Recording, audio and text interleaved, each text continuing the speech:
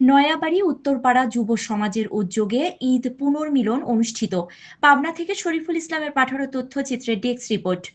পাবনার বেড়া উপজেলার জাতশাখিনী ইউনিয়নের অন্তর্গত নয়াবাড়ি উত্তরপাড়া যুব সমাজের উদ্যোগে ঈদের দ্বিতীয় দিনে সারাদিন ব্যাপী ঈদ পুনর্মিলন অনুষ্ঠান অনুষ্ঠিত হয়।